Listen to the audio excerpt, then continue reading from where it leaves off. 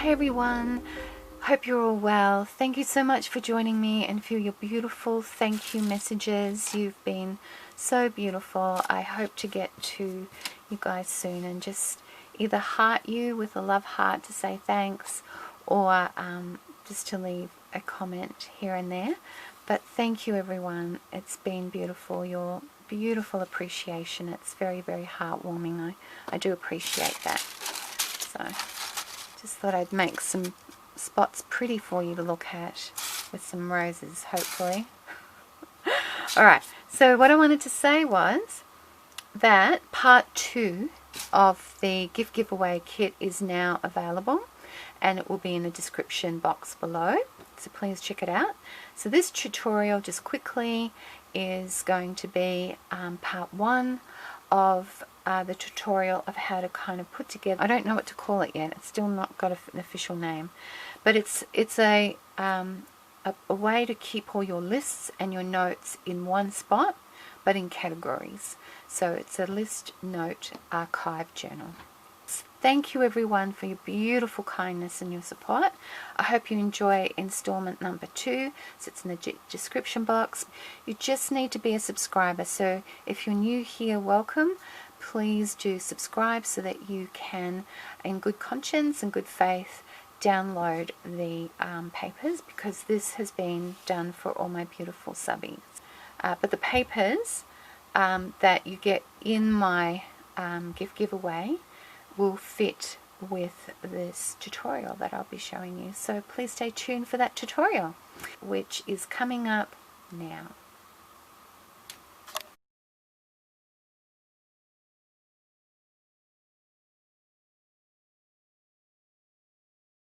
Well, now I have got some of this in my Bohemian and Medieval accessory pack, but this didn't make the cut because I didn't have enough room. So I thought, well look, I've already got the papers in that in the shop, but I just thought I would throw in this as a little extra as well. Okay, these are not all the papers, there's still more. But I've just only printed these ones for now, just to give you a feel of what you will be getting. So I hope that appeals to you all. Okay, so let's talk about what you're going to need. So now you know what the papers are like. Let's talk about what you're going to need. So what you're going to need is, if you're new at this and you don't have the confidence to make a journal cover from scratch, and don't worry, I'll be teaching that down the track as well, how I go about doing that, but I wanted to make this as simple as possible so that those that are veterans and those that are new at this or in the middle of the road, it would be accessible to everyone. So I've made this as simple as possible, this as simple as I possibly could.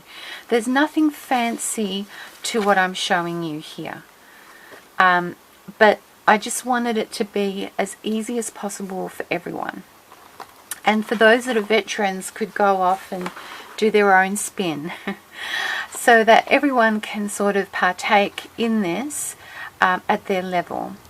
So I wanted to just show you that basically the covers that I made, you can see, were these are repurposed book covers that I have painted and, you know, reinforced the spines, and yeah.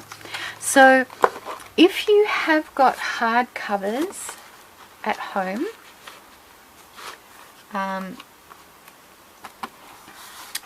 I recommend that you just go for it. Just remember though, your spine, if it's narrow, you won't be able to put as many things in it. If it's kind of this size, or maybe a little bit wider, you should be okay, because I don't know, I've divided mine up into 2 volumes, and there is going to be a third. The third one is going to be a log book. It's not going to be the diary of me pouring out my heart, which is what all my diaries of the past or my journals of the past have been. This is more of a logbook. Due to the coronavirus, our days have kind of bled into one. They just blur into each other. I just thought it would be good just to sort of make a notation of what I did that day, just to give it a bit of a significance so that it stands out from the previous day, which is almost like a replica, but just something a little bit different of what happened each day. And that's what this is going to be. This one is for my business, Medieval Mirage, and anything to do with that. And this is for home life and family and friends. So I've divided them in 3. And my plan is, I've already started it, but I'm going to be making a little bookcase for all of these to go into. They will be stand-alones, each of them, but I thought it would be nice to have them in one spot so that I could easily remove them and use whatever I needed. And I thought if I keep them looking a little bit distinct, it'll be easy. I could put something on the spine if I wanted to, but we'll see when we get there.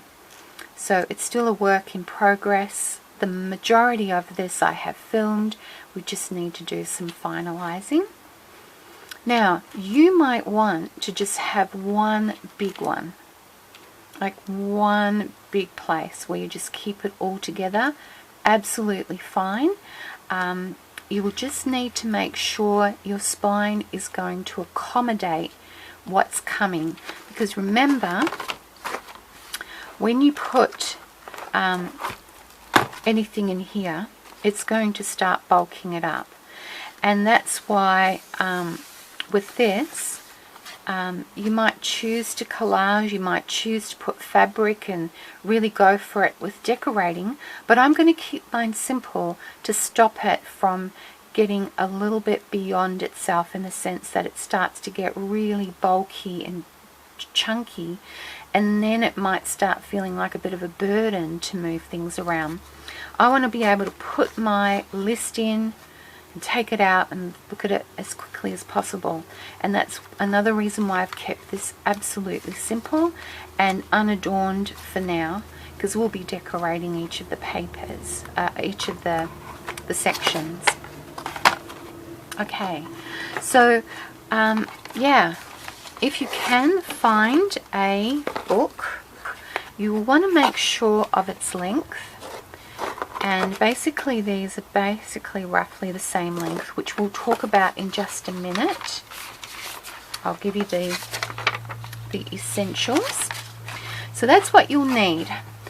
So you can either make your own from scratch, or you can get a repurposed book. If it's a hardcover, it usually has a film on it. You might need to pull that off and sand it down. And then I've just gessoed it, and I've gessoed it very roughly because I love having texture on my books.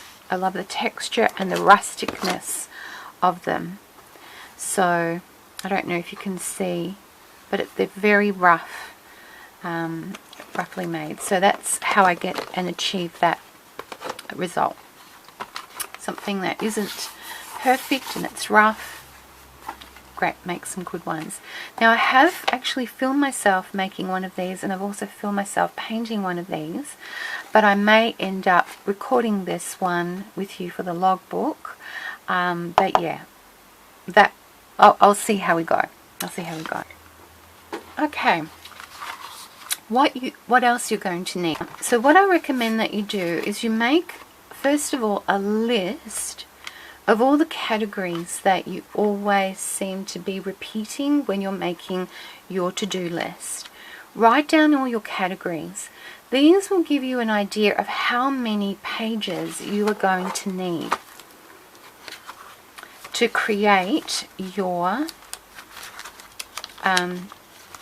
categories, to put your lists inside. That's what you're going to have to work out for yourself. Once you've done that, you will get a pretty good idea of how many of these kind of pockets we'll be making that we put together. And it's very rudimentary. I wanted to keep it simple for everyone, For those of you that are veterans at journal making, you may choose to do your own version and make it a little bit more complicated and intricate. I've just kept as basic as possible so that everyone can you know, benefit from the tutorial. So that's going to be up to you as to how to work out your categories, how many of these you're going to need. So the basics of making this is very, very simple. You are just going to, whether you're in the US or using A4 paper like I do, the formula is exactly the same. There might be a bit of variation in sizing, but you will have to take that into account for those of you that are in US letter, that use US letter size. But basically you need one of these envelopes that basically is the size of a TN. This one is, it should be 22 centimeters, just one tick off 22, and that's generally the size, that's generally the width, I should say, the width of a TN size paper. But yeah, so roughly it's just under one tick of 22 centimeters and the width 11. So it's basically half, almost half of a TN paper size. That's the envelope you're going to need that will work in with your paper circumferences if you're in the US letter. But that's basically one of these kind of envelopes. I don't know what we call these ones. You're going to need just plain printer paper. Nothing special, just lightweight. This is 80 GSM. Okay, so you'll just need these and you'll need this. But you're also going to need some cardstock. And this cardstock is probably around about 140 GSM, roughly, maybe 120, just roughly 120 to 140 GSM, a little bit thicker. So that's what you're going to also need. Now, for those of you that don't want white at all, what I recommend is you either go for ivory or cream paper, or cream cardstock, or you can coffee stain this if you prefer, and you may want to, if you don't want to do that, you may want to go and edge around the edges, because even though we're going to be putting pictures, not collaging, but we're going to be decorating each page, you may want to just get rid of that first by just, what's the word I'm looking for? I don't know. What's the word I'm looking for? Yeah, so you might want to ink the edges if that's your concern, because what will happen is, okay, so these are all inked up, the others haven't been, but what will happen is, see, we're going to be making side pockets and top loading pockets. So do you want that to be seen? If you don't, then you might consider inking it up or coffee staining or painting it, painting your papers if you prefer. You could collage them first and then put them together like this. But just be mindful that these here, all these pockets will be roughly about 3 inches. Not all of them, but roughly. Some of them are higher than others. I was really just very quick and rough with this, throwing it together. So this one says it's a little bit over, but roughly it's about 3 inches that you want to fold up. So basically what this is, oh sorry, this is just folding up the papers like that. With this, the same with this. So you have to just gauge 3 approximately 3 inches to create your pockets. Now you might want them higher, you might want them lower, but it will change the circumference of your journal covers. Alright, so basically keep that in mind. You'll be folding it up 3 inches from the bottom, approximately. Don't worry if it's not exact, but approximately, to get these kind of pockety things. Okay, so that might give you an indication as to what you decide if you are going to ink it up, where to ink up and where not to ink up. But if it's coffee stain, then there's no problem. Now if you can't coffee stain your papers, this is why I've provided you with this. Okay, so you have the option of just printing just your papers, you know, just on plain paper, but you can print this on there so it's already decorated, and for your cardstock as well. If it's white, you can absolutely print it on cardstock. Everyone might already be aware that I have a tutorial on how to get these results. It's called my faded and frayed formula, so I'll try to link it below. But I have got kits in my shop, volumes 1, 2 and 3 of the silhouette kit, where you can get these kind of amazing results for your journal crafting. So this is cardstock, 120, 140, and I actually did that effect with this to get that result. And this is just your normal copy paper, just nothing fancy, which I'll show you in a minute. So you can use these, and I also did the envelope. So if you prefer that kind of look, then go for it. You might just want to only have it like a naked one, where you've only just got the decorative effects just showcasing through. There's just so many different ways that you can apply what suits you to this particular tutorial. Okay, so that's all you're going to need. You decide whether you want this coffee stained or cream or inked up, but these are basically your main tools. This, this and this. How many of each you will need will depend on your making your list with your categories. All we're going to do is fold these two up to approximately 3 inches to make our pockets, and then assemble it all together with the assistance of this. So you will need a few of these, as you will see. Okay, now the sizing of everything. Okay, let me just get myself organized here. I'm going to get confused otherwise.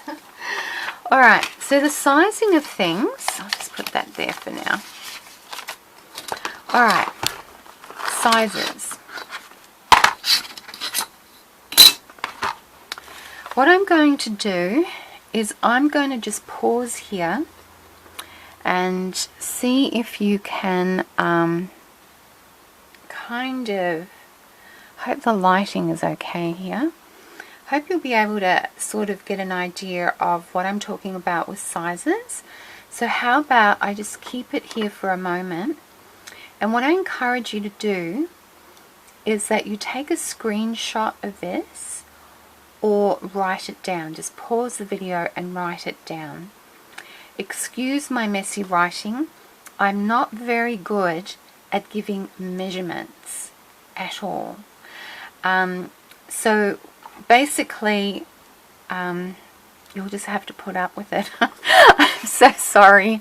I don't know what else I can say. It's just not my strength. I just am not good at maths. This is the best that I can do. So a TN size is generally 22 centimeters wide and 21 centimeters long or high.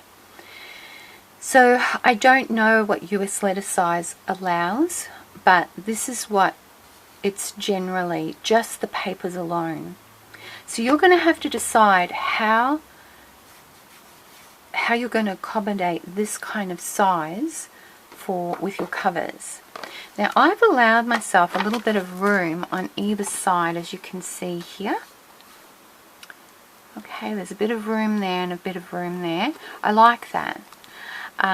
You might prefer it a bit higher, or you might prefer it less so. It's totally up to you.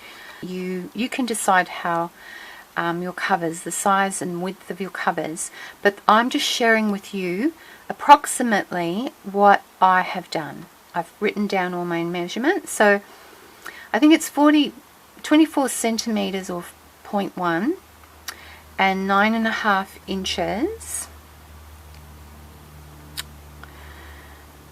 or it's 9/7/16, just one tick under 9.5 or 9.5. So what I would recommend is you type in a conversion. That would be the best, but it's approximately these things. So that's the covers, and that is the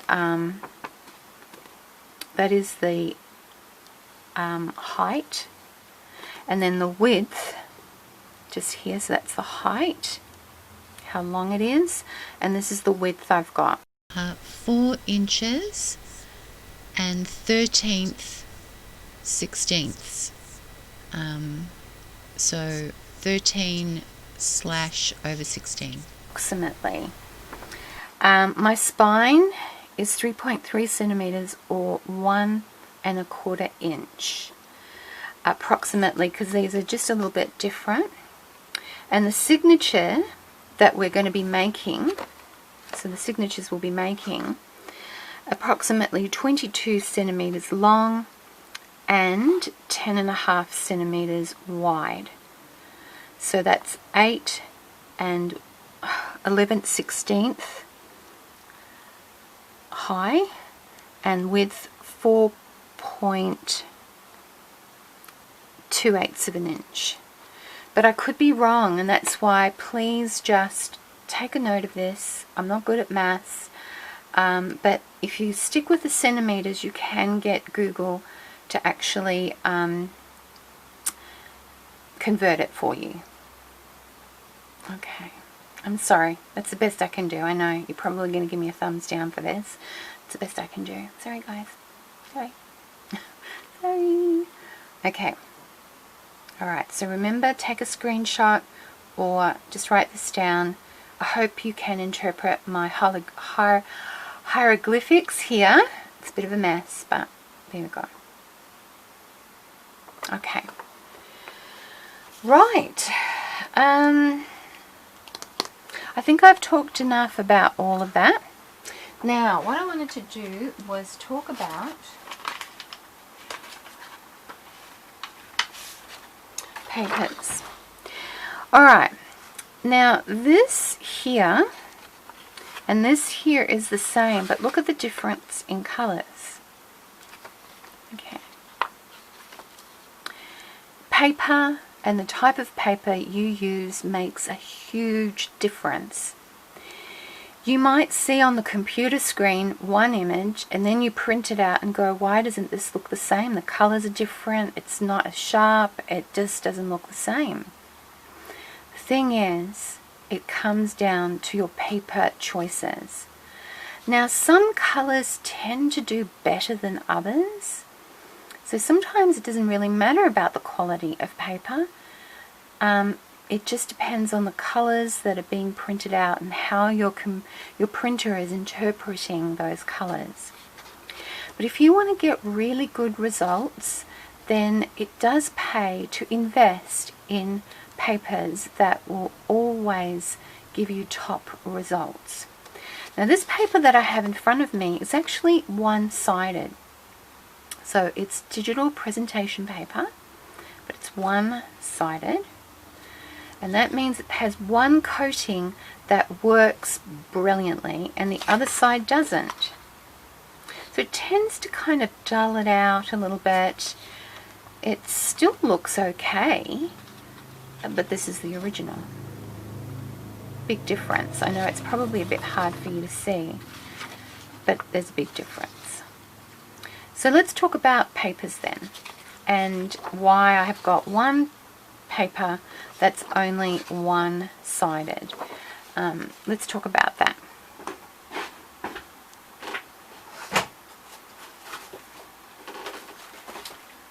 Alright, I'll just grab my things and we will get to it.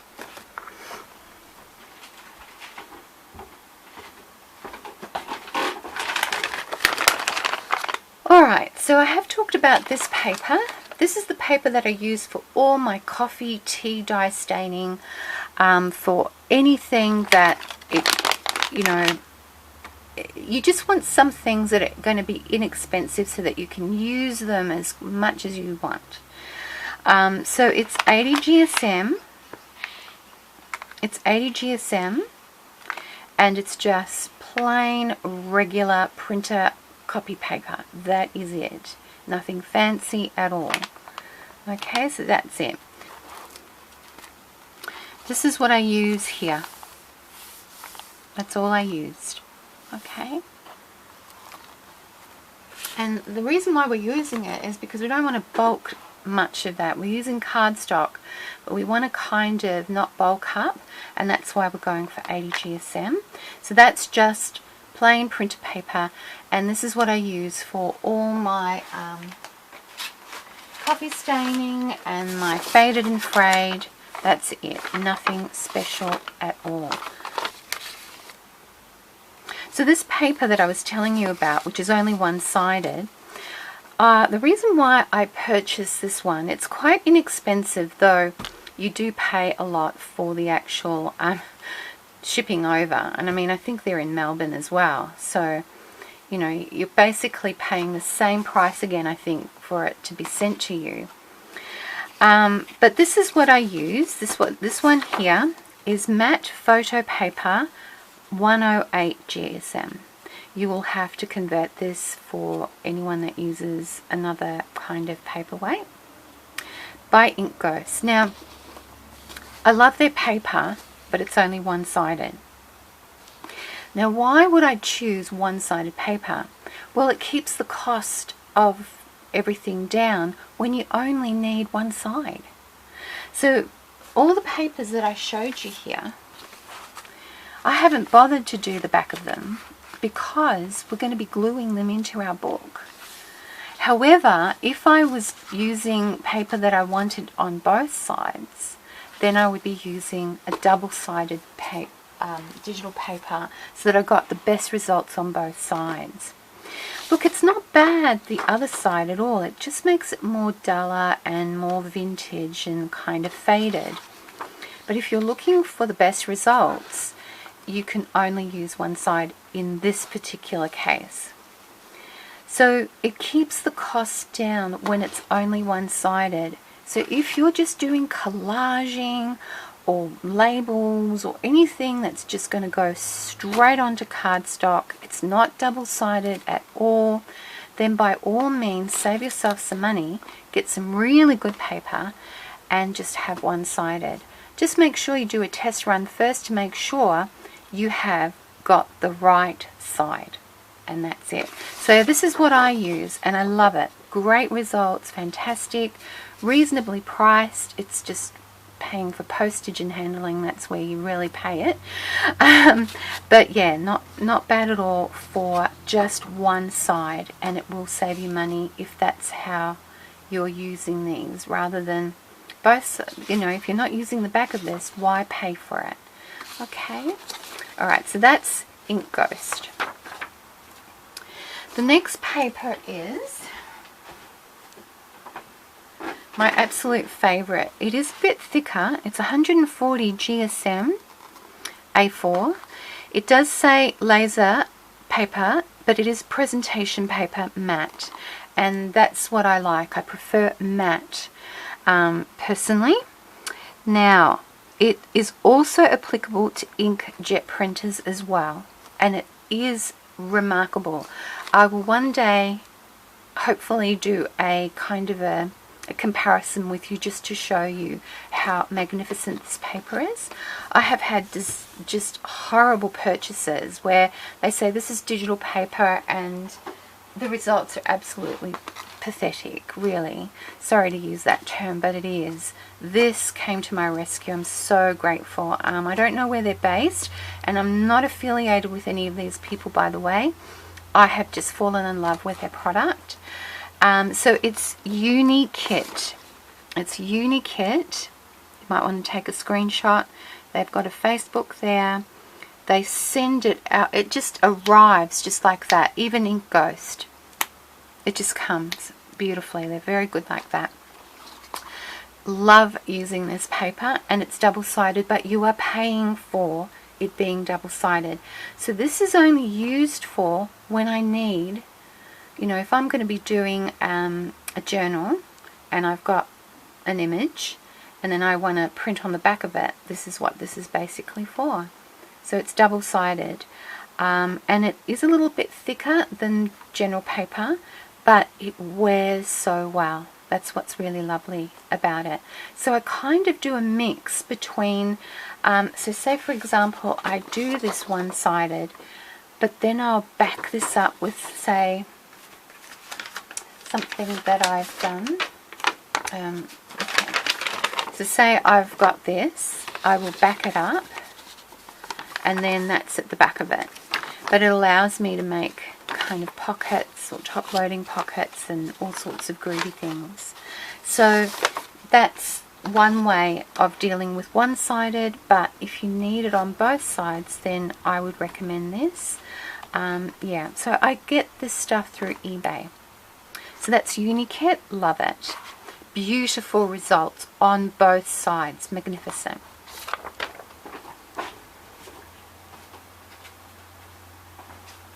Alright, so the last lot of paper I get from Officeworks here in Australia.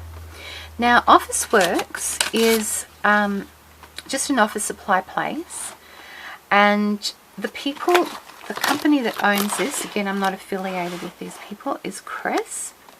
I don't know if you can see that. Crisp.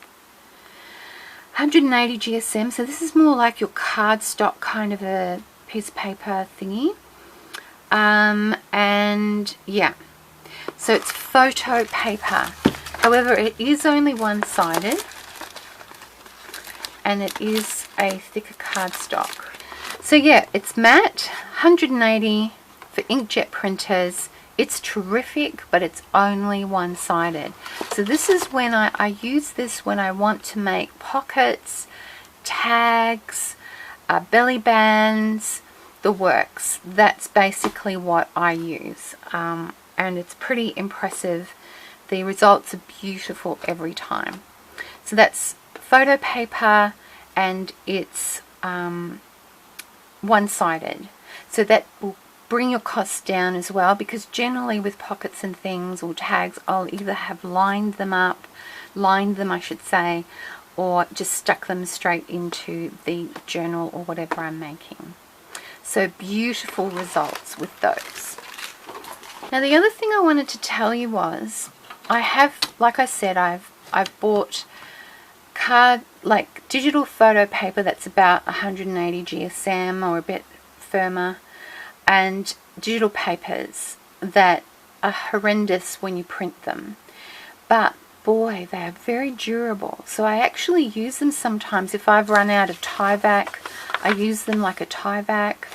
I use them as for dashboards, like I used for this one here. I made a dashboard using one of those. So I find that it has benefited me, even though I can't print on them because they don't look good. I can actually use them up in other ways. So all is not lost. Alright, so what I've got here is Tyvek. Isn't this wonderful? It's all being cut out in A4 by these people here. Regal Craft Cards, 24 Wellington Street, Launceston, Tasmania. Okay. I don't know if they still sell these, but absolutely love this. And again, I'm not affiliated with everyone. But Tyvek, look at that. It's just so hard to tear. You really need to just get into it with your scissors.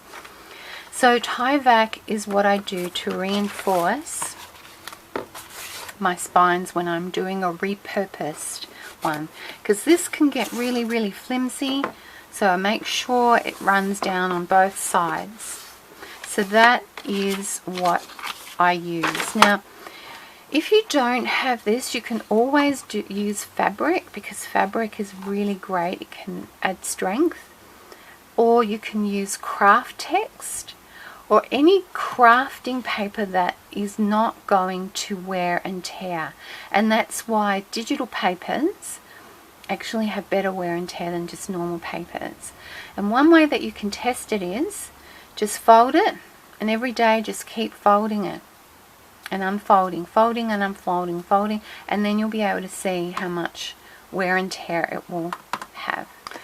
Hey everyone, it's the 19th today, and I just wanted to show you the dashboard that I'll be teaching you how to make, and it's done with what do we call it, a laminator. Now I had to trim this down because it was just a bit too big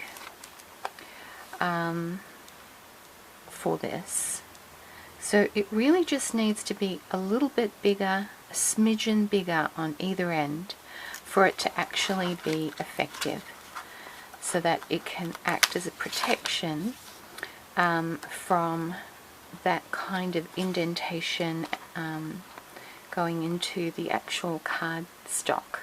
Because what we want is to make sure that whatever's going to be the centerpiece that goes into our elastic, we want to make sure we choose a way of reinforcing just these bits here. So that may be something you can think about when you're putting it together. You may want to kind of reinforce it however you wish. You might want to put tie-back in the center there before you fold it up.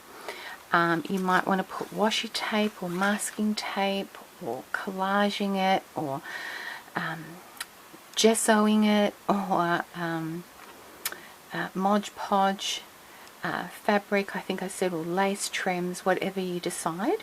Or you can make a very durable dashboard that goes into the center here and can act as a protectant. But as I said before, it's absolutely fine, but I would do it a little bit smaller. So I would just go a little bit over by a smidgen, and in that way it will act as a protectant. So generally a dashboard is something that goes on the outside, but this can serve as a nice feature piece on the inside, because it can also become like a notice board that you can clip things onto. Okay, so it can serve a few other purposes too. Now generally this one here is what you would call a dashboard. So if I just pull this out,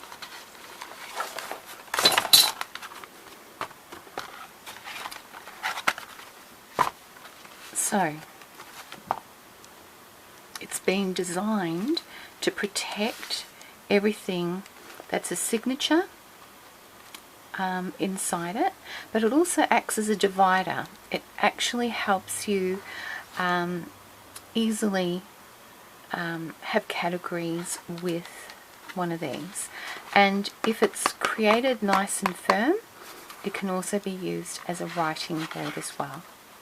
So that's what a dashboard looks like. So oops, wrong one. So you want to make sure that you avoid just the paper here. Make sure it's on the cardstock. So this one's going to go in the center. And of course, your inner dashboard will be more of a protection. So I will show you something else that we can do with the dashboard when I catch up with you guys again.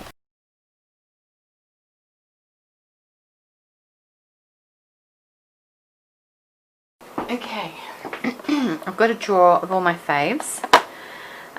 So potting soil, rich cocoa, gingerbread, the vintage photo, jet black, timber brown, and one of them is somewhere else, by the way. Where is it? I do have another one, but it must be in another room. But anyway, I put them all together and I've got all my little spongy things ready. And then we've got vintage photo in the small, we've got antique linen. I think it's basically what everyone has, walnut stain, a jumbo java, coffee bean, yeah, rich cocoa. Oh, here it is. This is the one. I love this one too. Espresso. Love that one. Yeah. Okay, so pearlescence chocolate. Love that one. I think I've said it. And I think this one's kind of like a goldy kind of one. Probably says bronze. No, metallic gold. Okay, so I'm going to put this back. Okay, so here we go. What you're just seeing in front of you there is just a foretaste of what's coming in part 2. So stay tuned for that.